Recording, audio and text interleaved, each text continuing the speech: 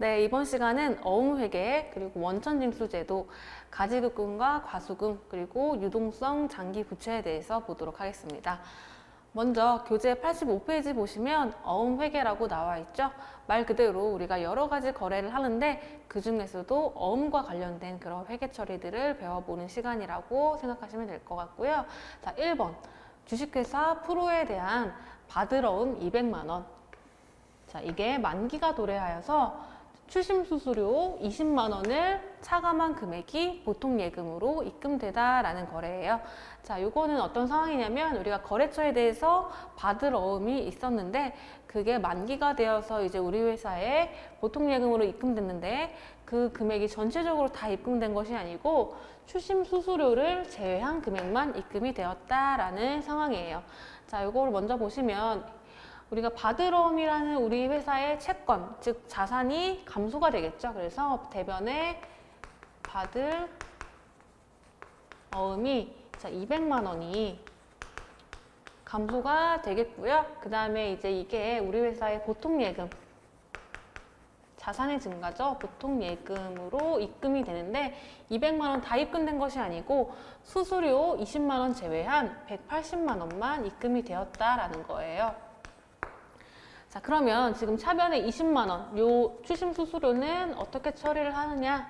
자, 수수료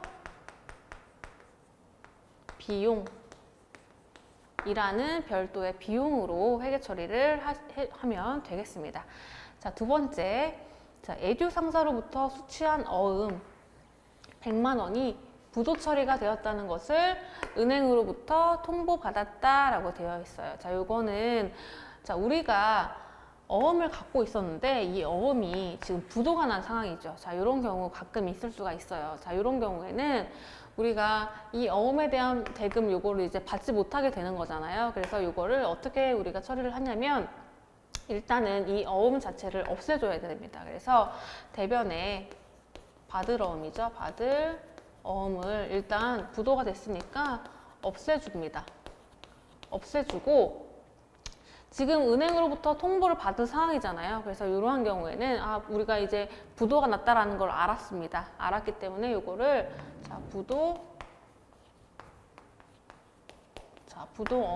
부도어음으로 일단 우리가 회계 처리를 해줍니다.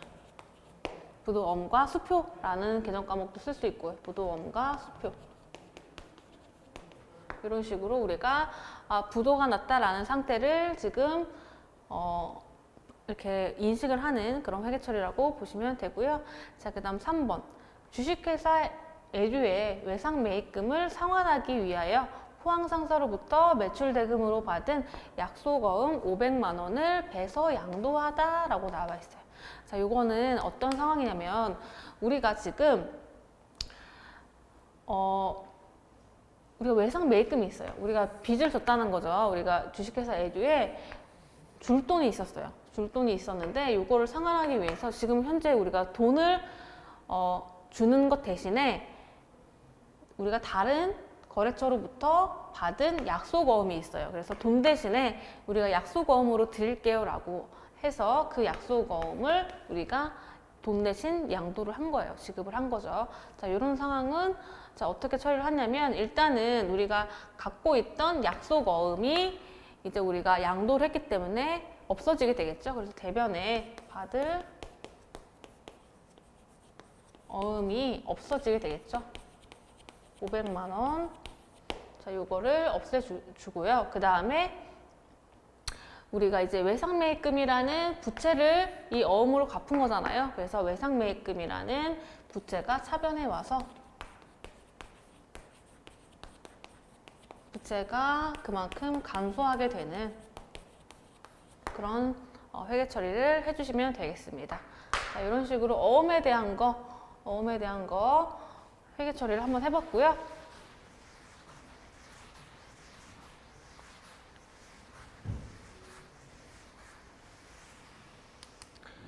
자, 그 다음에 우리 원천징수 제도에 대해서 보도록 할게요. 우리 원천징수라는 거는 뭐냐면 우리가 이제 뭐 예를 들어서 직원에게 급여를 지급한다 라고 했을 때 그 상황을 볼게요. 지금 이게 우리 회사의 급여 명세서라고 보시면 돼요.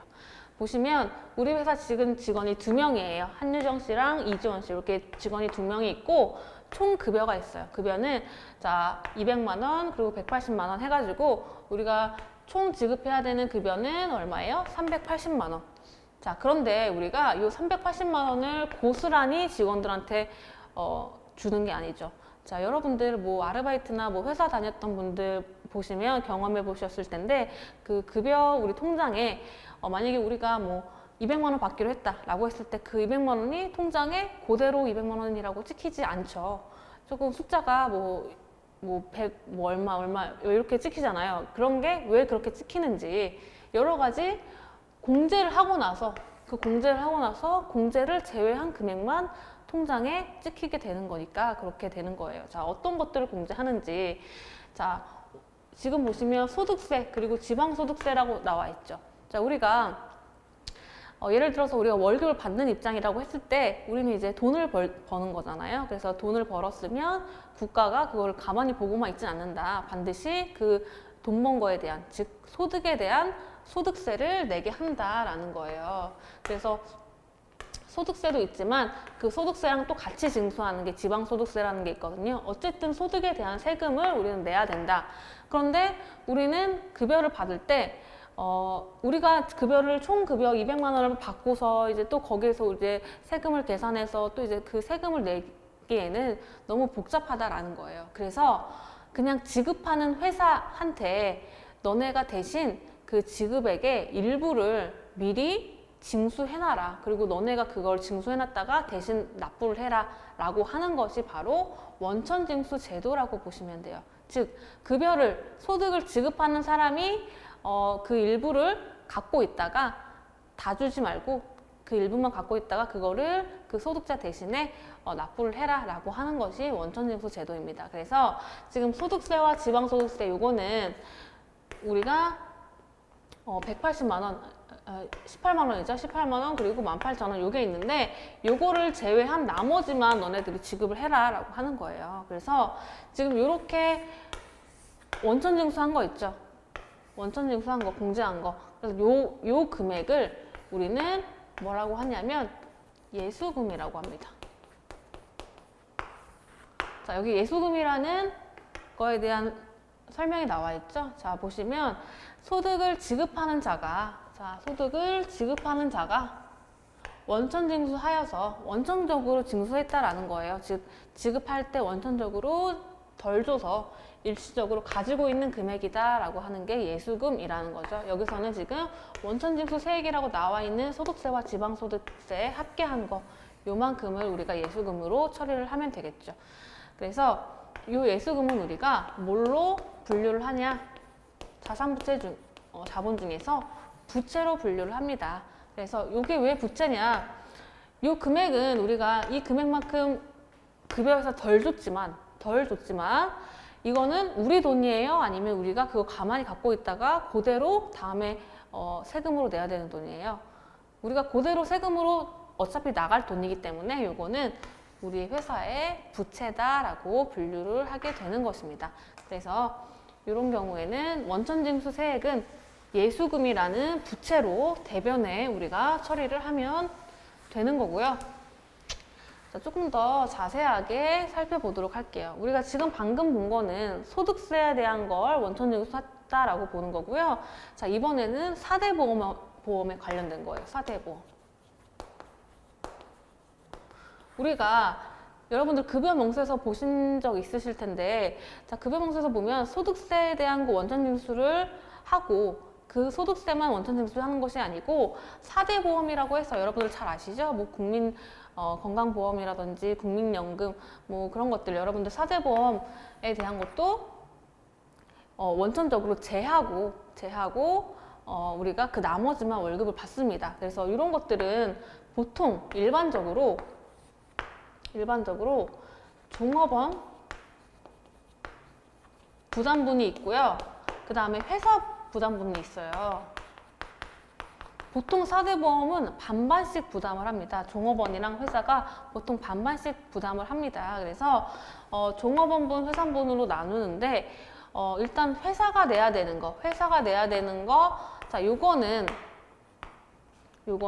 뭐 복리후생비라든지,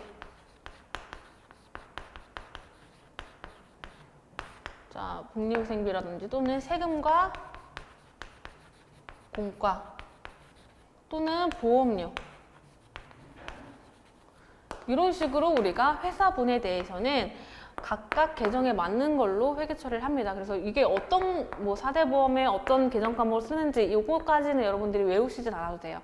왜냐하면 문제 제시를 해줍니다. 그래서 회사 부담분에 대해서는 이런 식으로 각각 계정에 맞는 계정 과목을 쓰는구나 라고만 여러분들이 알고 계시고, 이거는 문제에 주어진다 라는 것이고, 중요한 건 뭐냐면 종업원분에 대한 거. 종업원분은 원래 종업원이 부담을 해야 되는 그러한 부분이에요. 근데 이거는 회사가 대신 갖고 있다가 회사가 대신 납부를 해준다라는 거예요. 즉, 이거는 뭐냐? 우리가 방금 봤던 예수금으로 회계 처리를 해준다. 그래서 종업원분은 예수금이라는 부채로 우리가 처리를 하는 거고요. 회사분은 원래 회사가 부담해야 되는 거기 때문에, 자, 이런 것들은 다 비용으로 처리가 된다 라고 정도만 알고 계시고, 중요한 건 자, 이 부분이죠. 종업원분은 우리가 예수금으로 처리한다, 무조건. 자, 한번 문제를 풀어볼게요. 자, 건강보험료. 자, 건강보험료가 4대 보험 중에 하나예요. 그래서 건강보험료 합계 6만 원. 자, 합계가 6만 원인데 지금 이 6만 원 중에서 회사분이 3만 원이고, 그러면 나머지는 뭐겠어요? 종업원 부담분이겠죠. 그래서 이거를 건강보험공단에 현금으로 납부하다라고 되어 있어요. 그리고 지금 자, 회사 부담분은 복리후생비로 처리할 것이라고 나왔잖아요. 그래서 이런 식으로 문제에 주어진다. 자, 요거를 한번 봤을 때 우리가 첫 번째 우리가 요거를 원천징수 할 때 원천징수 할 때 분개를 할 수가 있고요. 두 번째 요게 이제 실제로 납부 시 분개를 할 수가 있어요. 왜냐면 우리가 원천징수를 해놨다가 그거를 그대로 이제 납부일이 되면은 납부를 하게 되거든요. 그래서 이렇게 두 가지 시점으로 나눴고요. 첫 번째, 우리가 원천징수를 했을 때는 어떻게 처리를 했었을까? 보시면 우리가 지금 이 건강보험료 회사부담분 3만 원 제외한 나머지 3만 원은 우리가 예수금으로 처리를 한다고 했죠. 종업원분 해서 예수금. 그래서 대변에 예수금 3만 원 이런 식으로 해서 급여가 만약에 뭐 10만 원이다. 예를 들어서 급여가 10만 원이다 라고 했을 때 예수금 3만 원을 제외한 나머지 7만 원만 우리가 현금으로 급여를 지급했다라고 가정을 해볼게요. 이런 식으로 했다라는 거죠. 그래서 총 급여가 10만 원인데 그 중에서 원천징수되는 거, 즉 종업원분이죠. 요거 3만 원을 제외한 나머지만 지급한다라고 이제 원천징수 시 이렇게 회계 처리를 했다고 가정을 해볼게요. 그러면 이걸 이제 실제로 납부 기한이 돼서 납부를 했을 때는 어떻게 회계 처리를 하느냐. 자, 차변에는 우리가 이 예수금이라고 해놨던 거 있죠.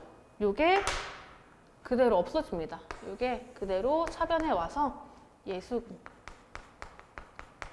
이제 우리가 부채로 갖고 있던 거 이제 실제로 납부를 하기 때문에 없어진다라는 거죠.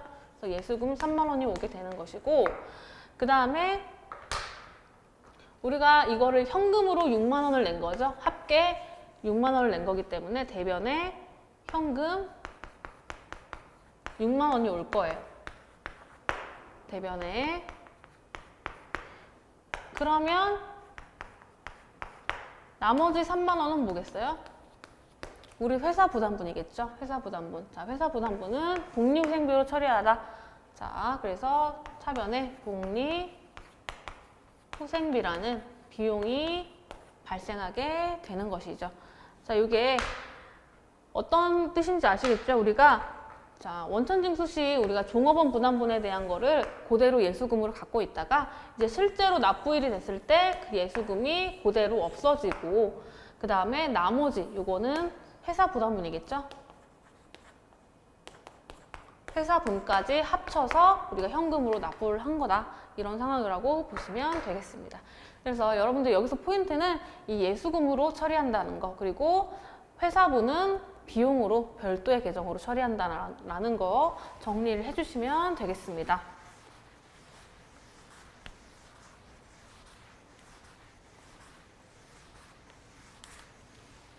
자, 다음 문제를 보도록 할게요. 자, 다음은 급여 명세표이다 라고 되어 있죠. 그리고 급여 지급 시, 자, 공제 내역에 대한 회계 처리와 관련이 있는 항목은 이라고 되어 있어요. 지금 이렇게 급여 명세서가 나와 있어요. 그래서 뭐 무한상사 영업부다, 그리고 뭐 성실한에 대한 지금 급여 명세서가 나와 있어요. 보시면 급여 내역이라고 해가지고 뭐 기본급, 뭐 수당, 급식비, 교통비 해가지고 어쨌든 총 급여계가 245만 원이래요. 245만 원이고, 그 다음에 이 245만 원이 이분의 지금 통장에 그대로 꽂히는 게 아니죠. 자, 공제될 거 다 공제하고 원천 징수 된 나머지 금액만 입금이 되는 거겠죠. 그래서 어떤 금액들이 공제가 됐느냐 봤더니 소득세, 그리고 주민세, 이러한 세금들 뿐만 아니라 건강보험료 같은 4대 보험까지 이렇게 공제가 됐다라는 거죠. 그래서 요거는 그대로 갖고 있다가 회사가 대신 납부를 해줄 거다. 즉 회사 입장에서는 우리가 예비적으로 갖고 있다라는 그런 뜻으로 어떤 걸로 처리한다? 예수금이라는 부채로 처리한다라는 것이죠. 그래서 이런 식으로 원천 징수된 금액은 예수금이라는 부채 계정 과목을 사용한다라는 것입니다. 자, 봤고요. 그 다음에 이제 우리 선납세금이라는 개념에 대해서 보도록 할게요. 자, 선납세금이라는 거는 자, 말 그대로 먼저 납부했다라는 얘기예요. 세금을 우리가 내긴 내는데 먼저 우리가 세금 내는 그 시점이 되기도 전에 먼저 세금을 납부했다라는 거죠. 그래서 제가 이전에 잠시 말씀드린 게 있는데 선납이라는 거 또는 선급이라는 얘기가 나오면 먼저 납부했다라는 뜻이에요. 먼저 지급했다. 그런 선납이나 선급이라는 얘기가 나오면 무조건 자산이에요.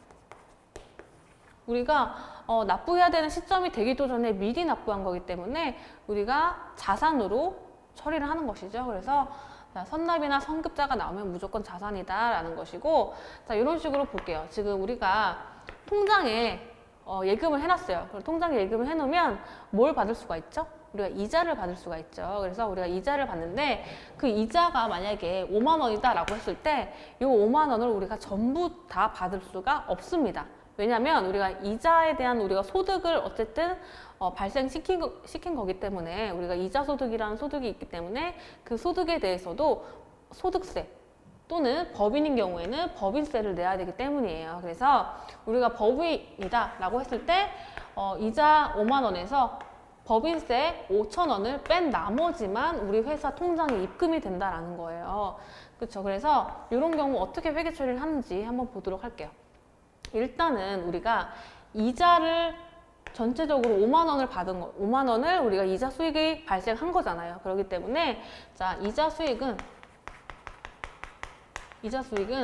총 발생한 이자 수익을 그대로 수익의 발생으로 이렇게 처리를 해줍니다. 이렇게 처리를 해주고 이 법인세라고 해서 5천 원 이거는 우리가 이자 소득에 대한 세금이라고 생각하시면 되는데 이거는 우리가 실제로 법인세라는 거는 이제 1년이 지나고 나서 총 우리 회사에 뭐 여러 가지 수익과 비용을 다 정산을 해서 이제 1년이 끝나고 나서 내는 게 법인세인데 이자를 지급할 때 미리 법인세를 낸 거예요. 이자를 받을 때 미리 법인세를 냈다라는 거예요.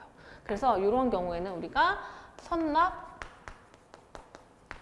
세금이라는 자산으로 5천 원을 처리를 해줍니다. 그래서 나중에 1년이 지나고 나서 정말 정확한 법인세가 계산이 됐다라고 했을 때 이 선납세금을 제외한 나머지만 우리가 납부를 하면 된다라는 거예요. 그래서 어쨌든 우리 지금 법인세 내야 되는 기간도 아닌데 미리 이자 받을 때 미리 법인세를 떼었다라고 해서 선납세금이라는 자산으로 회계 처리를 한다라는 게 포인트고요. 나머지 4만 5천 원은 이제 이게 우리 회사의 통장으로 찍히게 되겠죠. 그래서 뭐 보통 예금으로 나머지 들어온 거 처리를 해주시면 되겠습니다. 이게 선납세금에 대한 개념이고요. 자, 다음 볼게요. 보유 중인 주식회사 랜드의 주식 배당금 80만 원 중에 세금 5만 원을 차감한 75만 원을 현금으로 수령하였다라고 나와 있죠. 자, 요거는 지금 우리가 그전에 본 거는 이자를 받은 이자 수익에 대한 거였다면 이제는 우리가 배당금 수익에 대한 거예요. 우리가 배당금, 주식 투자를 해서 배당금을 받은 건데, 자, 그러면 대변에는 배당금 수익이 와요. 그래서 우리가 요거랑 마찬가지로 전체적으로 우리가 실제로 배당금 수익인 80만 원 총액을 적어주고요. 근데 이 80만 원이 그대로 들어온 게 아니라 75만 원만 들어왔어요. 왜냐면 우리가 세금을 냈다라는 거예요. 그래서 이것도 마찬가지로 선납세금 5만 원을 우리 회사 자산으로 처리하고 나머지 현금이니까 나머지 75만 원 요거를 현금으로 우리가 실제로 수령한 거 이런 식으로 차변에 분개를 해주시면 되겠습니다. 자.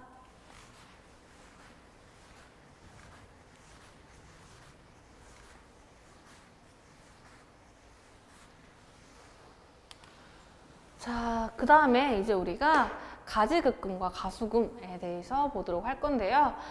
자, 먼저 우리가 가지급금부터 볼게요. 가지급금이라고 하면 말에서 지금 가지급금이라는 말에서 나오는 뉘앙스가 뭐냐면 임시적인 그런 개념 과목이라는 거예요. 우리가 지급했는데 이거를 지금 현재 실제적으로 어떻게 어떤 정확한 개정 과목을 쓸 수가 없다. 그래서 가지급금이라는 임시 개정 과목을 쓰는 거예요. 자, 이건 뭐냐면 실제 현금 지출은 있으나 어쨌든 지급은 지급됐어요. 지급되긴 해서 지출은 있으나 개정 과목이나 금액을 확정할 수 없는 경우, 그런 경우 가지급금이라는 개정 과목을 씁니다. 그래서 요거는 임시 개정 과목이기 때문에 기말이 되기 전에, 즉 우리가 재무상태표 만들기 전에는 다 없애줘야 되는 그런 개정 과목이라고 보시면 돼요. 자, 예제를 볼게요.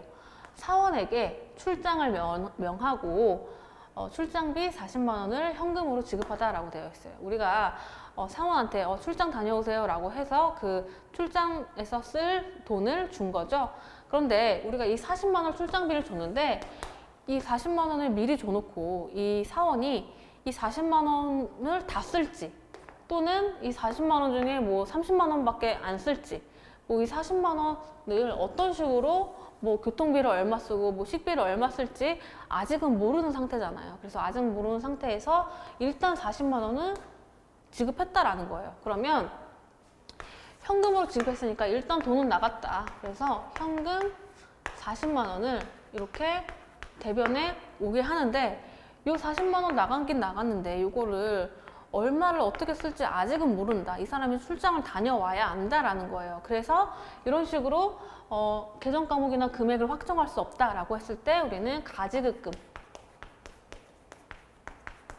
개정 과목을 쓴다라는 거죠. 그래서 이렇게 출장비 줄 때 가장 많이 쓰는 게 가지급금이라는 개정 과목입니다. 자, 그 다음 볼게요.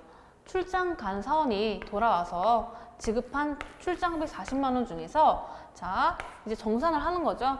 여비로 정산한 30만 원을 차감한 나머지를 현금으로 돌려받다라고 했어요. 자, 보시면 우리가 이 40만 원 출장 갈 때 줬잖아요. 그런데 이 출장 간 사원이 돌아와서 우리가 출장비로 30만 원밖에 안 쓰고 나머지 10만 원 돌려줬다라는 거죠. 이런 식으로 했을 때는 우리가 자, 일단 현금 나머지 돌려받았으니까 40만 원 마이너스 30만 원 해서 10만 원 현금으로 돌려받았겠죠. 10만 원 현금으로 돌려받았을 거고 이렇게 여비로 30만 원 출장비로 쓴 금액은 어떤 개정 과목을 쓰냐면 여비 교통비라는 개정 과목을 씁니다.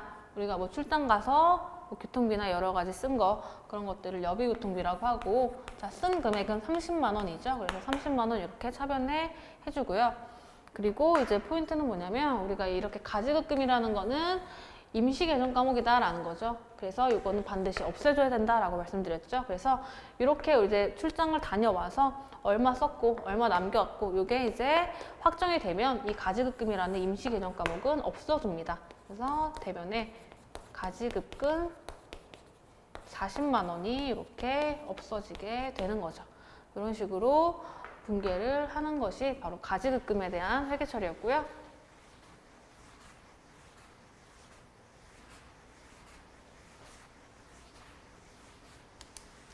다음은 가지급금과 반대되는 개정 과목이죠. 가수금을 보도록 할게요. 가수금은 우리가 돈을 받긴 받았어요. 돈을 받긴 받았는데 그 내역을 알 수가 없을 때 가수금이라는 개정 과목을 쓴다는 거죠. 이것도 마찬가지로 임시적인 거고, 자, 회사가 내용 불명의 손금액을 받은 경우 등을 우리 가수금으로 분류를 합니다. 그래서 돈은 들어왔는데 이게 왜 들어왔는지 모를 때, 자, 예를 들어서 보통 예금에 20만 원이 입금이 되었으나 내용 불명이다. 자, 일단 돈은 들어오긴 들어왔어요. 보통 예금에.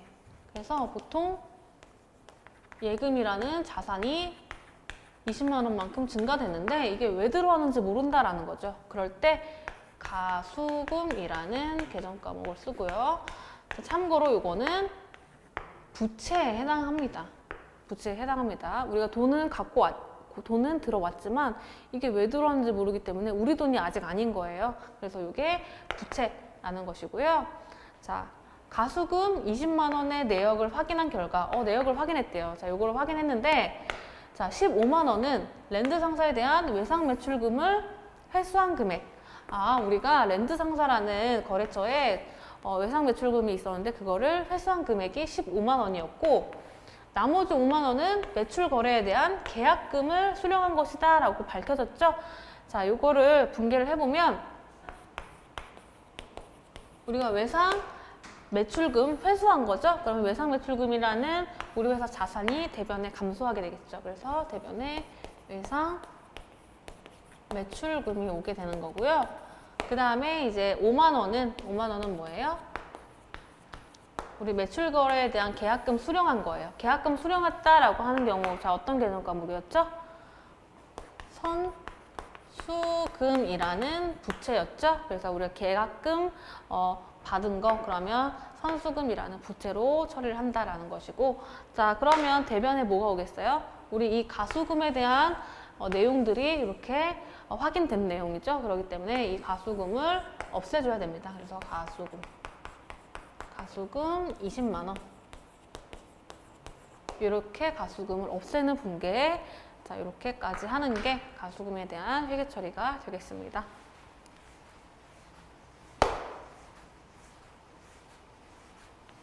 그래서 가지급금이든 가수금이든 어쨌든 임시 개정 과목이기 때문에 그거에 대한 내용들이 밝혀진 시점에 우리가 다 없애주는 분개를 해야 된다라는 게 포인트가 되겠고요. 자, 문제 한번 풀어보도록 할게요. 다음 9월 20일 개정의 기입에 대한 설명으로 옳은 것은 이라고 나와 있고요. T 계정이 나와 있어요. 자, 가수금이 주인공인 T 계정이고, 지금 문제 보시면 9월 20일 해가지고 가수금 차변에 선수금이라는 계정 과목, 상대 계정 과목이 나와 있고 금액이 20만 원이 나와 있고요. 자, 요거에 대한 내용을 판단하는 문제고요.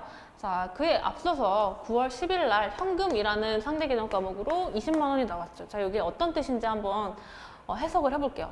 일단은 우리가 가수금이라는 계정 과목 자체가 자산, 부채, 자본 중에 뭐예요? 부채죠. 우리가 돈 들어오긴 들어왔는데 왜 들어오는지 모른다. 그래서 우리가 갖고 있긴 한데 이게 아직 우리 돈이 아니다 라고 해서 부채라고 말씀을 드렸죠. 그래서 지금 9월 10일 날에 대변에 20만 원이 왔다라는 건 뭐예요? 대변에 20만 원. 부채가 증가했을 때 대변으로 오잖아요. 그래서 지금 가수금이 20만 원 발생한 거예요. 가수금이 20만 원 발생했다. 근데 뭘로 들어왔다? 현금으로 들어왔다. 그래서 현금으로 돈이 20만 원 들어오긴 했는데 이게 왜 들어온지 몰라서 가수금으로 지금 처리해 놓은 상태라고 보시면 되고, 지금 문제에서 물어본 9월 20일은 지금 차변에 20만 원이 왔죠. 차변에 20만 원이 왔다는 뜻은 뭐예요? 부채가 감소할 때 차변으로 오잖아요. 그래서 가수금이 지금 내용이 파악이 돼서 20만 원이 가수금이 감소하게 된 그 거래라고 보시면 되겠죠. 그래서 뭘로 판명이 됐냐? 여기 상대 계정 과목이죠. 선수금이라는 계정 과목으로 판단이 됐대요. 선수금은 뭐예요? 계약했을 때 우리가 돈 계약금 받은 거를 선수금이라고 하잖아요. 그래서 가수금이 우리가 계약금 받은 걸로 판명이 됐다라는 뜻이 되겠네요. 그러면 보시면 4번에 상품을 매출하기로 하고 현금 20만 원을 계약금으로 받다. 그래서 요 계약금을 받았다라고 해서 가수금을 없애고 선수금이라는 개정 과목으로 바꿔줬다라고 여러분들이 해석을 해주시면 되겠습니다. 그래서 정답은 4번 이렇게 문제를 풀어주시면 되고요.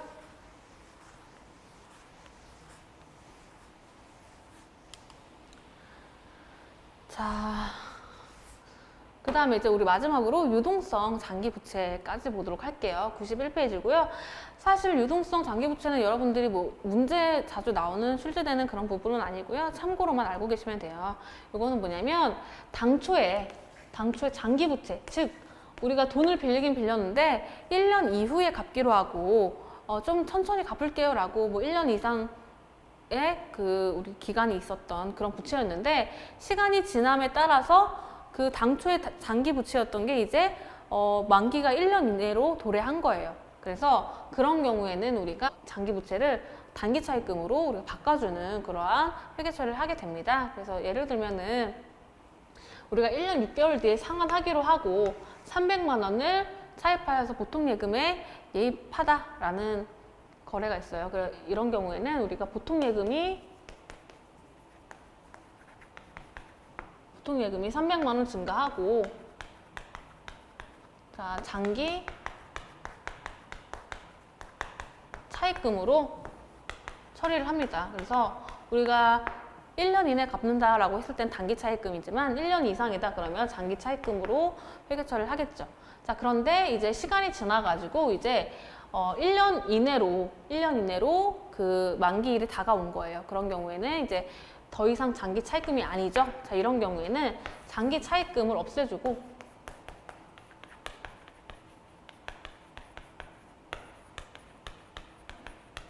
그 대신에 유동성 장기 부채라는 개정 과목으로 이렇게 이름만 바꿔주는 회계 처리를 하는 거예요. 그래서 이런 식으로 유동성 장기 부채다 이제 1년 내로 도래했다라고 이렇게 바꿔주는 그런 것들 이제 이런 것들은 여러분들이 참고로만 알고 계시면 되고요. 자, 우리가 오늘 어음회계랑 뭐 그런 것들 여러 가지 배워봤는데 우리가 이 수업 시간에서 같이 한 내용들 있죠. 그 내용만 여러분들이 정확히 알고 계시면 돼요. 그래서 뭐 어음의 할인이라든지 여러 가지 복잡한 계산 문제가 나오는데 그런 것들은 우리 전산회계 2급 시험에서는 수업 목적상 그렇게 뭐 많이 출제되는 부분은 아니에요. 그렇기 때문에 수업 한 내용만 여러분들이 정확하게 복습을 해주시면 되겠습니다. 수고 많으셨습니다.